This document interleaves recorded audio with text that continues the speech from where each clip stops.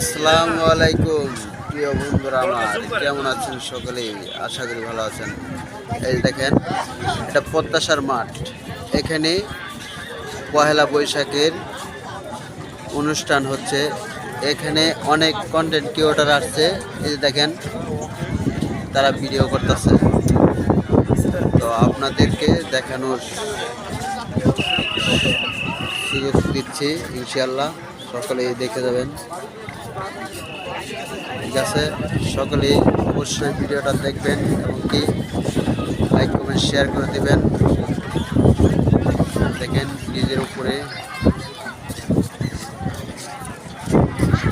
অনেক লোকের সমাগম এই জায়গায় আছে।